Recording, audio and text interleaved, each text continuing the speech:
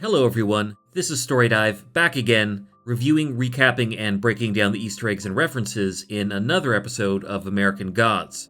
This time Season 3, Episode 9, titled The Lake Effect. The phrase lake effect refers to a natural phenomenon in which lakes cause snow, but in the case of this episode, it also refers to the big reveal that we get regarding the lake and the clunker later in the episode.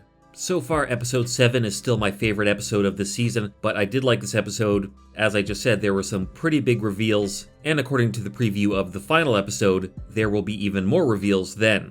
But we'll get to that. Let's get to the episode. As the episode starts out, Cordelia is doing some pretty bad driving on her way to find Wednesday.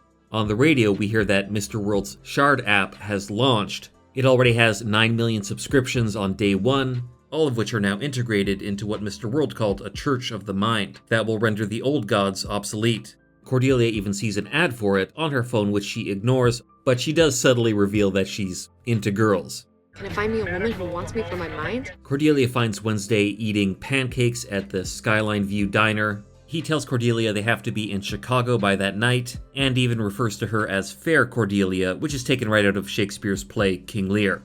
Meanwhile, Laura and Liam are on their way to kill Wednesday. Liam realizes that Laura doesn't know how to use the spear, so later they stop at this abandoned church, where Liam attempts to show her how to throw the spear, although she's pretty hopeless with it until he gives her his lucky coin, or rather Sweeney's lucky coin that Laura gave him, and this does the trick. It gives her super strength again and perfect aim. She even hits this painting of the Last Supper, which might be a reference to Wednesday becoming a martyr. In this scene we can see that Laura and Liam are getting a little close, and in a later scene, Laura even makes a pass at Liam, using the justification that she might die tomorrow, but she realizes that this was actually part of her self-destructive pattern before she died and was resurrected, sleeping with strangers, so she changes her mind. In this scene, she also uses matches from the Peacock Inn from the last episode, another Peacock reference. At Lakeside, we see the clunker on the ice getting ready to fall through. Incidentally, I had a viewer send me a picture of a real clunker in Menominee, Wisconsin, which partially inspired Lakeside. In fact, the park by the lake there is named Lakeside Park. So I'd like to thank Andrew Hagen for that photo.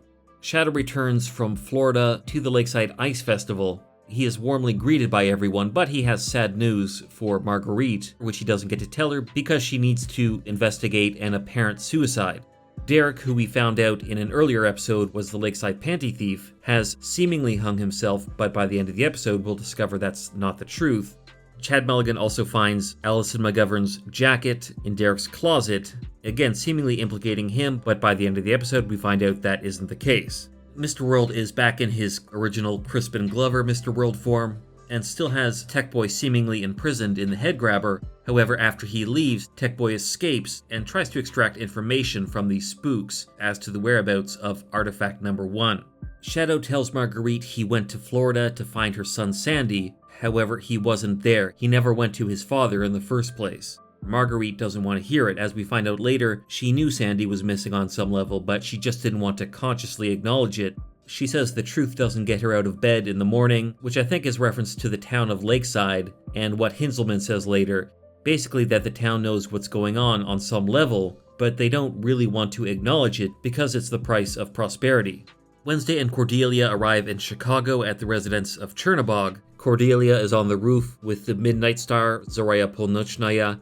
Perhaps because the Shard Project is launched, Wednesday proposes he negotiate peace with the new gods, which Chernobog is not happy with. He wants to fight.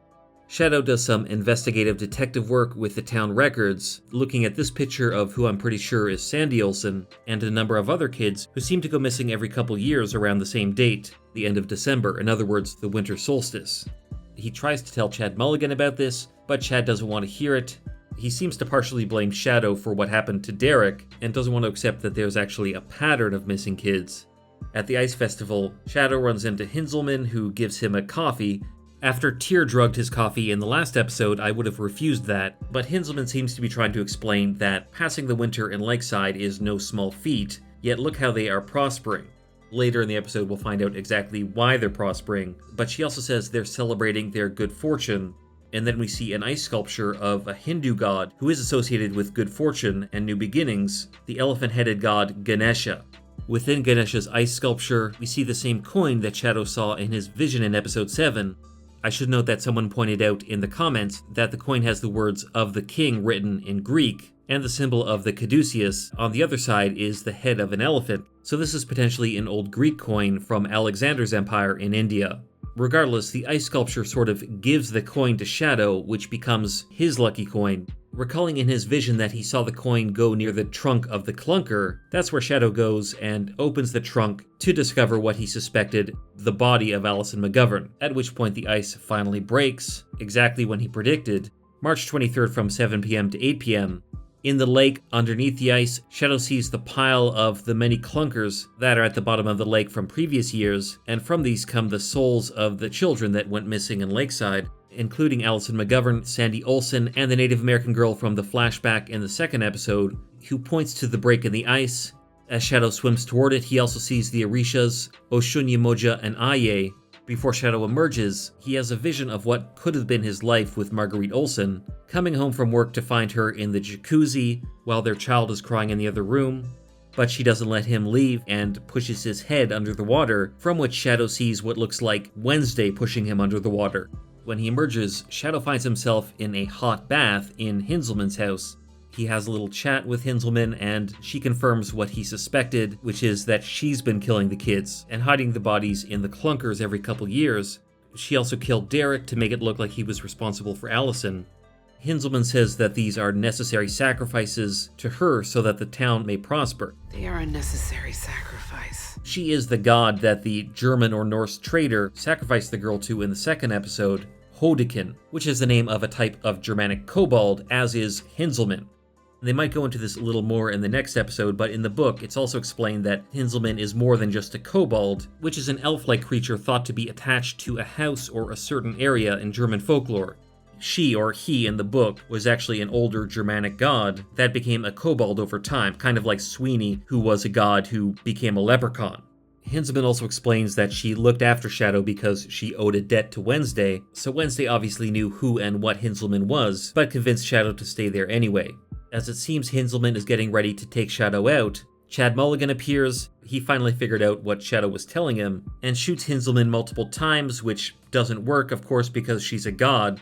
On the wall, Shadow sees what I believe are a number of sacrificial weapons. He takes the knife that was used to sacrifice the girl in episode 2, which is bleeding on its own, and uses this to stab Hinzelman, whose blood is apparently flammable.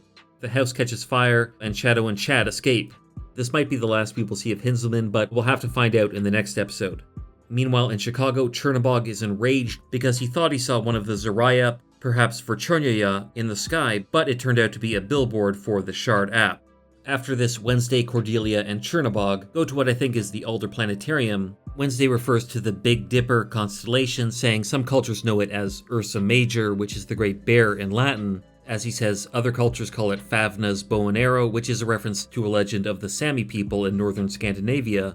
However, Wednesday prefers the Old Germanic name, Odin's WAIN, for obvious reasons. Then Wednesday hands Cordelia his necklace with the symbol of Mjolnir, Thor's hammer, implying that their partnership has come to an end. And from there, Wednesday negotiates terms with Mr. World and his assistants.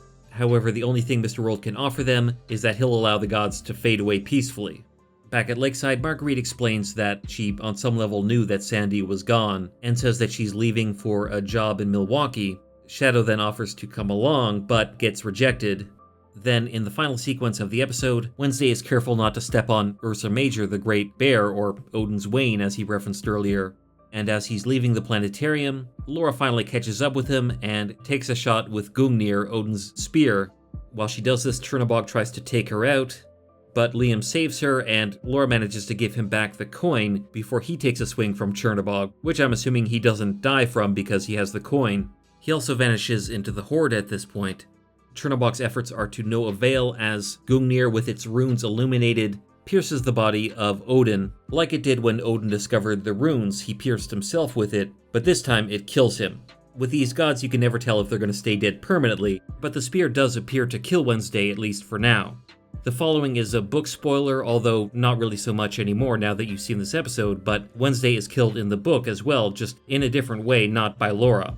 And in the final shot of the episode, Shadow detects a disturbance in the Force, his father is dead, and with Wednesday dead, his ravens, Hugin and Moonin, travel to his son, Shadow. We can see them just outside his lakeside apartment, but it seems he's going to leave Lakeside.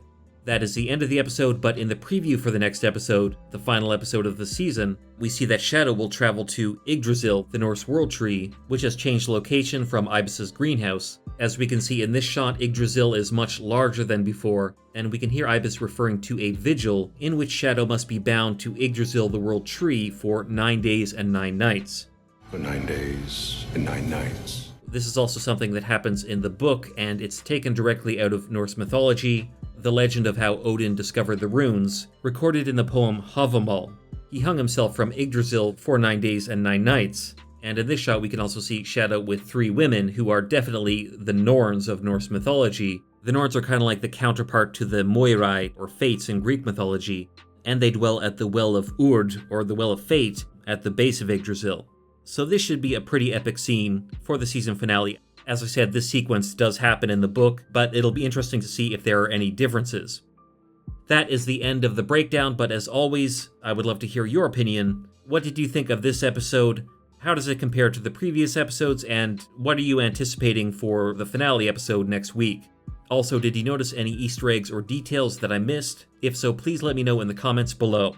If you enjoyed this video, you'll probably enjoy my other videos on American Gods in my American Gods playlist, or my video that breaks down Neil Gaiman's other book, Coraline, linked on the screen. Also, don't forget to give the video a like, subscribe, and hit the notification bell so you don't miss my next American Gods review. Thanks for watching, and until the finale episode of American Gods next week. Until next time.